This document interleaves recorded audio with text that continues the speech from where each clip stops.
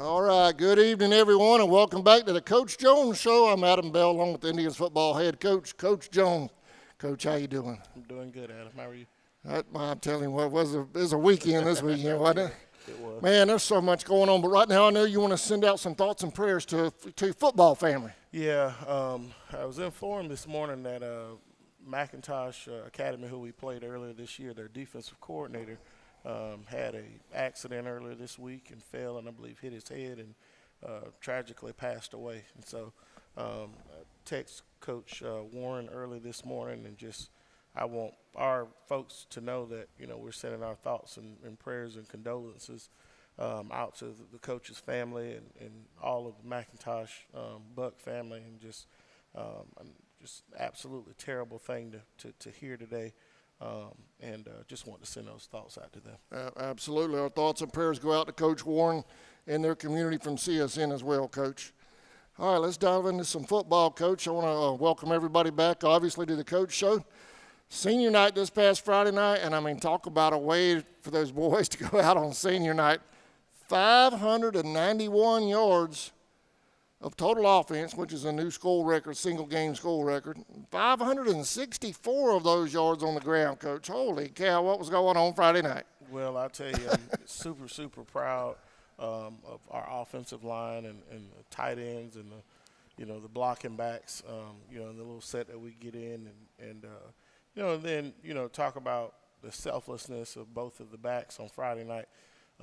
Just as much as they were carrying the ball, they were blocking for each other. And so just super proud of our kids. We went in with a game plan that, when I say play right to the T, other than the turnovers that we had on offense. Mm-hmm. But we knew Turner was scoring points on everybody in the region except the Brooks game that they had. So we knew that they could score points. I knew from having been over there, and the seniors that were on this year's team were freshmen for me when I was over there. So I knew how explosive a few of those kids were who actually, made some plays. And so as much as I didn't want it to be a shootout. It was a track meet. It was. And so that went into my thinking. I know some people probably have a question, that's why we went for two every time. Yeah. And so very, very proud of our kids. And then, on defense, the times that we stopped them was huge for us because on two of those possessions we scored.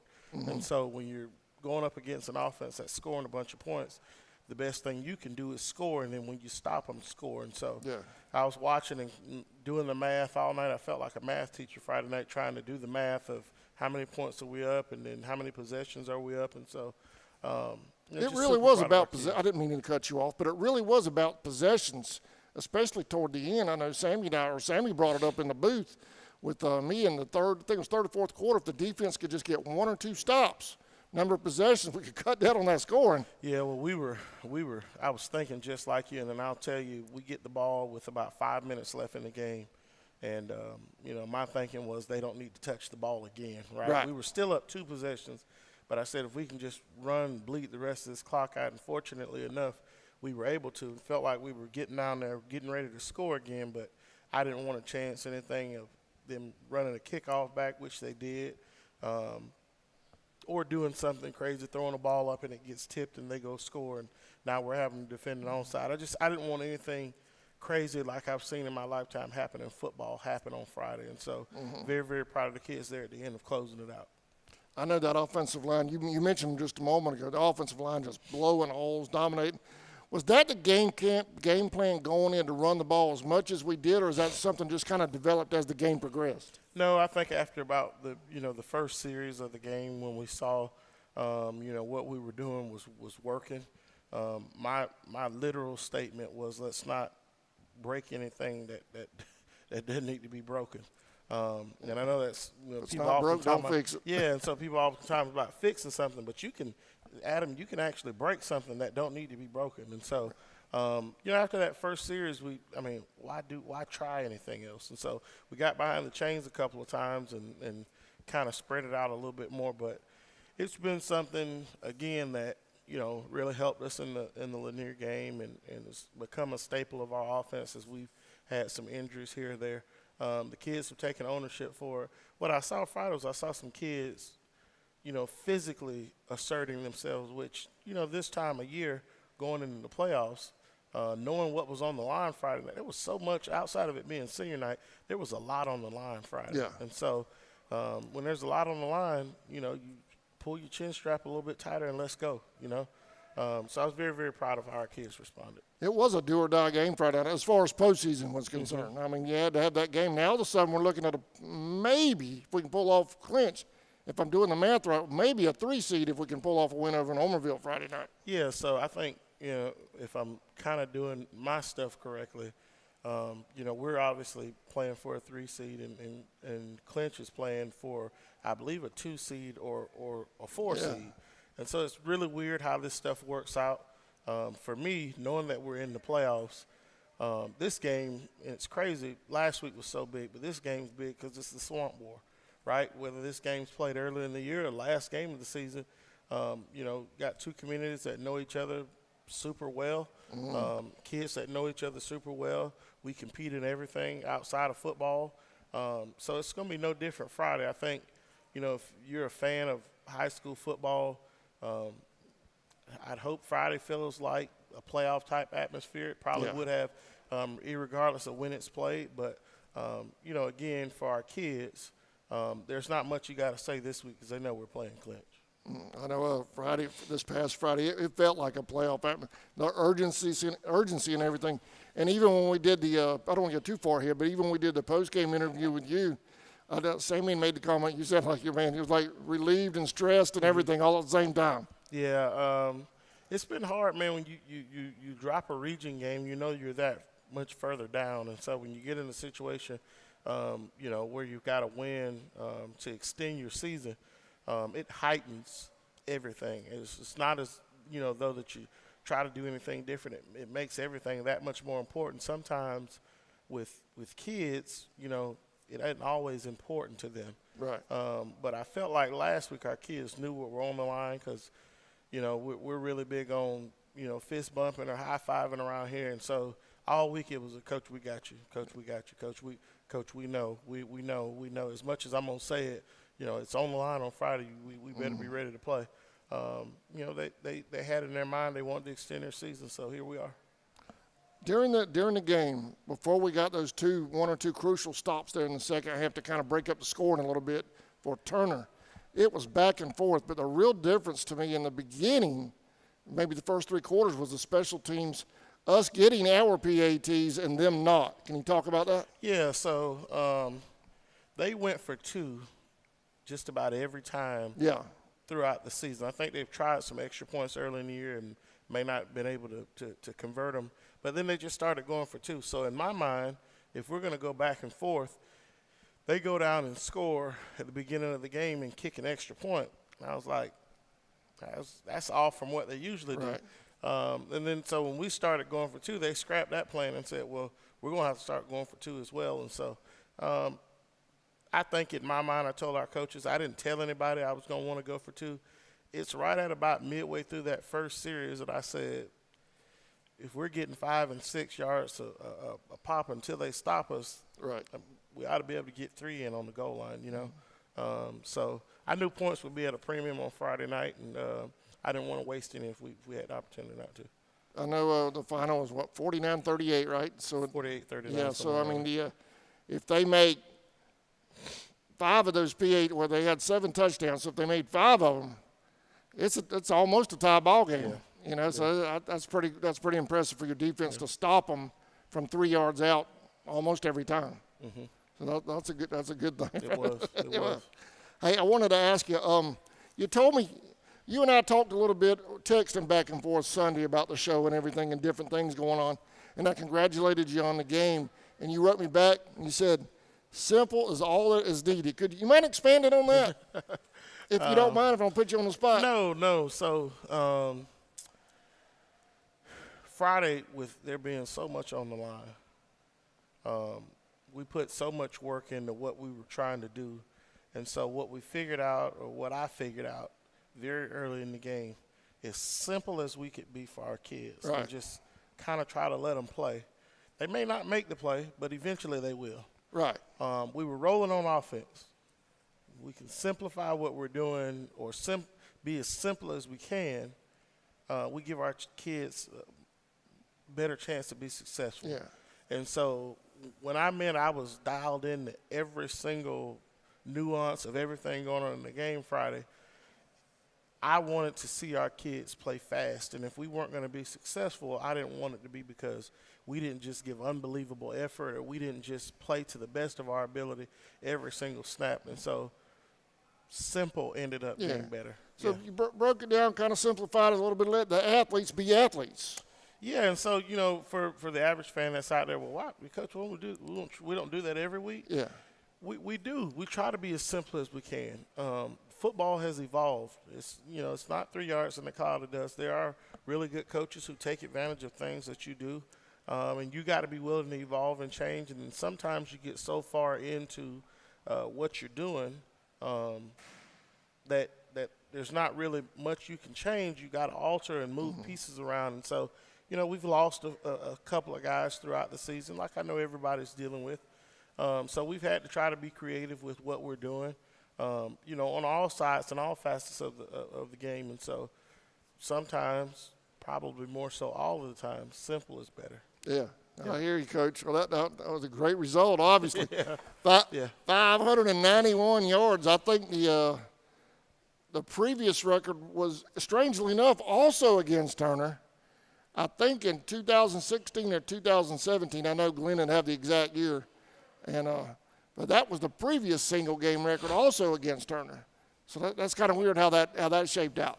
Turner's good luck for us, I guess. Just a lot of offense, But that game between us and Turner every year for the last several years has been a track meet.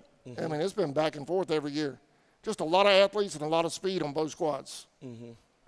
All right, let's head out. Are you ready to hit into Swamp War, Coach? You got anything else you want to hit on this past Friday? No, we're good. All right. Well, one thing real quick before we head into Swamp War. Y'all released the academics on the kids. Everybody's doing excellent. Talk about the academics, because football players, you don't hear about academics a lot, but these kids are doing good. Well, it's just another facet of the, character and life piece. One day they're going to stop playing football. They're going to graduate on this field, and then they're going to go out either into the community or out into the real world. And, this diploma that we give them has to mean something. They've got to be prepared either in a pathway or going to college, going straight into the workforce, whatever it is, you've got to have a plan. And so to me, what it says when you can go in the classroom and do your schoolwork and be a productive citizen around campus, and then when you get opportunities to help better somebody else's day, you do that. Meaning if you can help an elderly person clean their yard or help read to a young man. We've been to every school in the district, and we're planning on doing it again just to read to the little kids. If coming in that classroom has helped a young person who probably doesn't show interest in what they're doing on a daily just kind of perk up and get interested in school because they see this big old football player come in and they're reading to me. So, yeah, reading is cool. But it's a full testament to our kids and our coaches. Do study hall a couple times a week. And it's not just come in, sit down, and do whatever you want.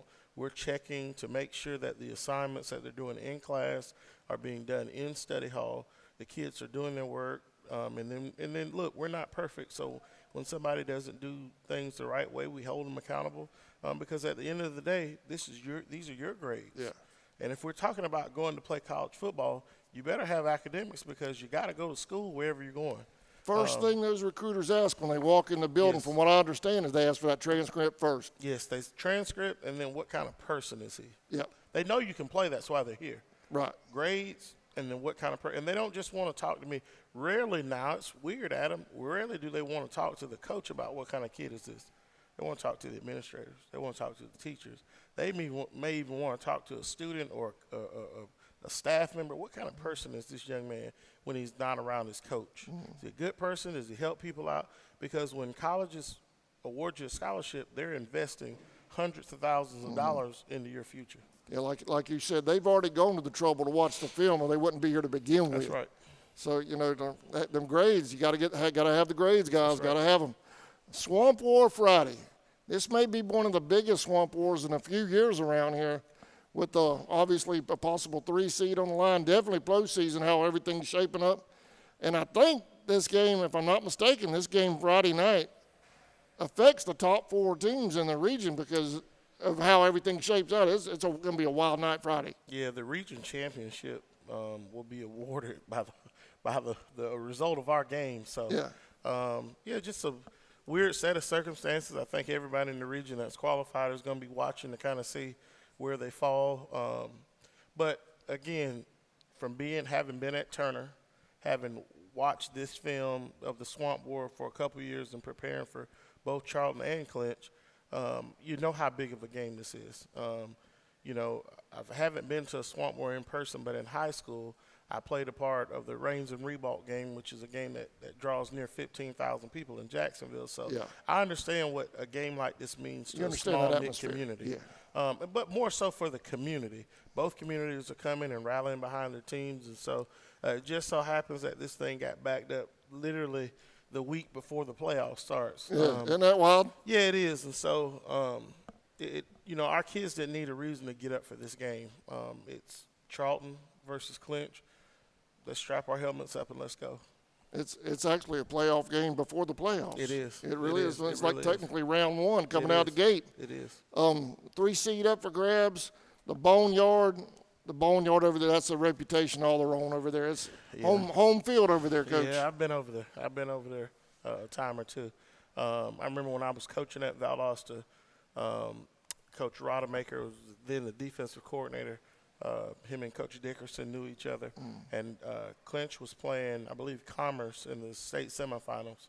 And I actually was over there. It's my first time over at the Boneyard, and it was, I see 8,000 to 10,000 people at a Valdosta home game, and then here I go at a Clinch County playoff game, and there's folks, and I had asked how many people live in Homerville because it was packed all the way around. And it'll be like that Friday. Yeah, and so very, very, very, very impressed. This is back in 2013, I believe, and then when I was at Turner, my first year, we went over and played against Clinch. I believe we lost 20-12 or 20-13, and then the next year we were fortunate enough to beat Clinch at home, having to come back in the fourth quarter. So I know exactly, very passionate fan base, good coaching staff, but more importantly, really, really good players that play hard. And so, like you said, I think the best way to describe it, as if this game needed anything more, this is a playoff game before the playoffs. Yeah. It's round 1.5. It is. It is. What are you looking for out of the offense of the Panthers this Friday night? They're explosive, man. Guy they got back at quarterback is a very dynamic player. They're kind of doing the same thing we do in that there are multiple players that play both ways. But their offense runs through their quarterback, and that's no disrespect to any of their skilled kids because, they've got several guys at any point that can do it. And so I look for them to be who they are. They pack it in there and run it, and then they can spread you out. I think, Coach Weatherington does a wonderful job with their offense. And then obviously, Coach Dickerson's a legend, right? And so, I look for them to be prepared and ready to play. And then, not to move forward, but on defense, they kind of line down and they go play football. It's kind of been the Clinch County staple. And when you look at Clinch, I think the best way to describe them is this is as Clinch County of a Clinch County team as I've seen since I first got into, the region of Doom 4 years ago. So, again, we're going to have to be ready to play. Coach, it's Coach Dickerson over there now, Yes, right? He's going to have them ready. He's going to have them ready. I know you'll have your guys ready too. On the defensive side of the Panthers, we've kind of given them something else to look out now. We were kind of a mixed offense, balanced offense prior to this past Friday night. Then all of a sudden we slapped 591 yards on the ground. So you've given them something else to think about, Coach. What are you expecting out of that defense over there? To line down and fly around and hit. They line up and they play football. They get hands on you. They run well. Again, this is as Clinch County of a Clinch County team as I've seen. They're where they are for a reason. And so they played some close games early, but here lately they've really gotten it going. And so, looking forward to going over there and competing. Our kids, again, this is one of those games where you go in the locker room, and if you've got to be motivated in any way to play in this game, you're in the wrong atmosphere. I heard that. This is the swamp war. There's no reason for you not to be ready to play. And now we just got to go out and do it. I know we're even the broadcasters. It's a rivalry for us. We're friends with those guys over there, but it's such a big game that we're attempting to do a game day type show with their crew. Okay. Combined Friday night. So that's going to be a lot of fun. A little bit of trash talking, maybe. You know what we got to do. We got to represent. That's right.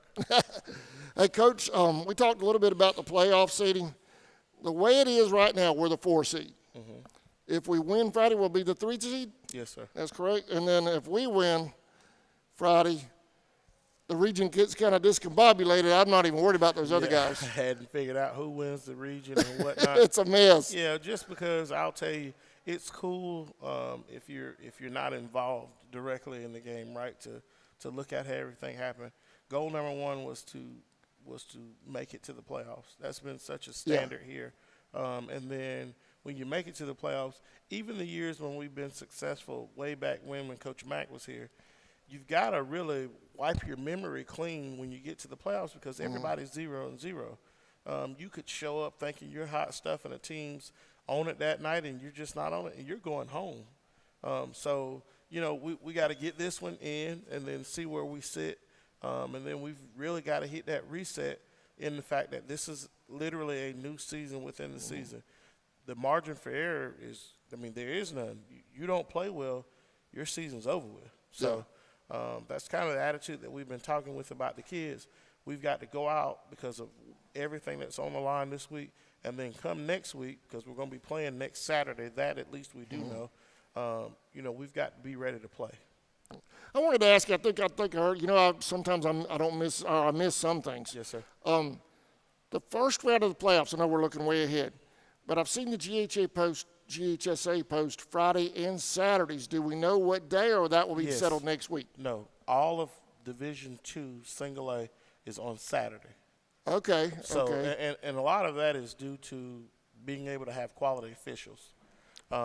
Because in the playoffs, these officiating crews get kind of pieced together to make the all-star crew or get the best crew there. And then obviously each week in each classification there's less games to cover. So you really get, a crew that's probably got a little bit more experience than what you normally see. So we do at least know that we're playing next Saturday. What time, where, we won't know until. Not yet, yeah. So, but I'll let you know probably Saturday or Sunday this week. So our Road Warriors definitely need to plan on a Saturday road trip. I can tell you this much: we need to plan on a Saturday trip and be planning on going at least 4 hours north. Who we're going to play, who we could potentially play. Right now, we're sitting to where we could potentially play Lincoln County, Greene County, Warren County. It could be any combination of those teams. So no matter what, road trip. Yes. No matter what. Yes. So y'all Road Warriors, y'all gas. You got ready. 2 big road trips. Yeah, be ready. Don't fill up too early in the week.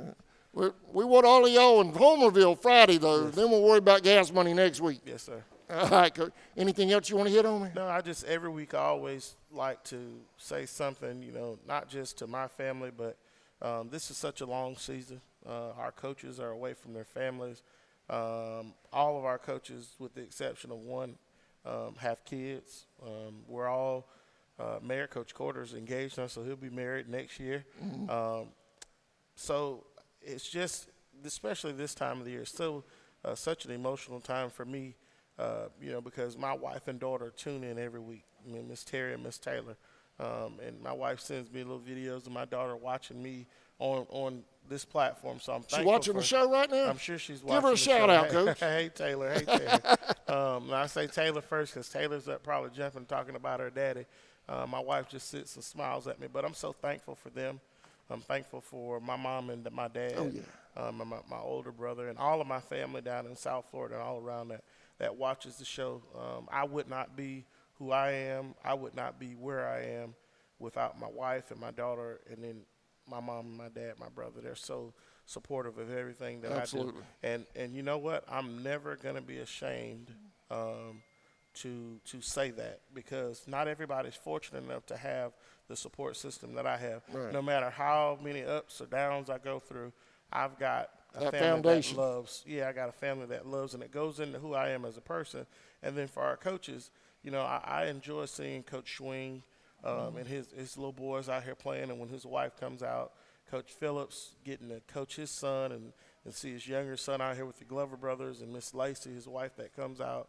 Coach Mason, his wife and daughter that have come and visited, and Coach Simmons' wife who comes, Miss Angelia, who comes everywhere. I'm